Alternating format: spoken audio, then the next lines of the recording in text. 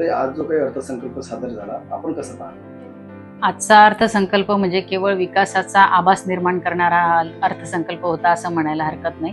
कारण आजच्या या अर्थसंकल्पामध्ये महिला असतील, शेतकरी असतील किंवा युवक असेल यांच्याबद्दलची कुठलीही ठोस त्या ठिकाणी तरतूद केलेली दिसत नाही. एकीकडे या अर्थसंकल्पामध्ये सादर करत असताना अर्थमंत्री म्हणतात की 25 कोटी लोकांना दारिद्र्यातून मुक्त केले. दुसऱ्या बाजूला त्याच म्हणतात की 80 कोटी लोकांना अन्नधान्य वाटप केलं जातंय.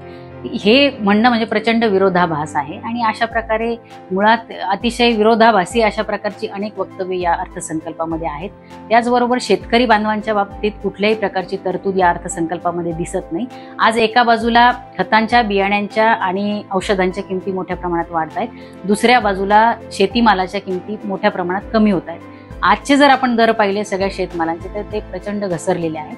अशा परिस्थितीमध्ये शेतकऱ्यांच्याही संदर्भात कुठलीही तरतूद या अर्थसंकल्पामध्ये केलेली नाही, जे की करणं आवश्यक होतं. कारण भारताच्या अर्थव्यवस्थेचा कणा हे कृषी आहे किंवा शेती आहे, त्याबद्दलही कुठली तरतूद नाही.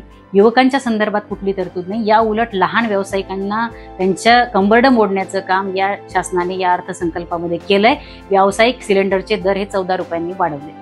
स्त्रियांच्या संदर्भात कुठली योजना नाही. सक्षम अंगणवाडीची घोषणा हे करतायत आणि दुसऱ्या बाजूला अंगणवाडी सेविकांच्या मागण्यांचा कुठेही विचार करताना शासन दिसत नाही. महिला अंगणवाडी सेविका ह्या आंदोलन करतायत, त्याच्याबद्दल कुठलंही ठोस तरतूद नाही आणि दुसऱ्या बाजूला सक्षम अंगणवाडीची घोषणा करतात. एका बाजूला लखपती दिदी नावाने योजना आणतोय असं म्हणतात आणि दुसऱ्या बाजूला महिलांच्या संदर्भामध्ये किंवा बचत गटाच्या महिलांच्या संदर्भामध्ये कुठलंही त्या ठिकाणी शासनाची विशेष योजना नाही. फक्त आकड्यांचा खेळ करून, आकड्यांचे त्या ठिकाणी खेळ दाखवून लोकांना भुलवण्याचं काम हे शासन करत आहे. त्यामुळे मी असं म्हणेल की आजचा अर्थसंकल्प म्हणजे केवळ विकासाचा आभास निर्माण केलेला आहे.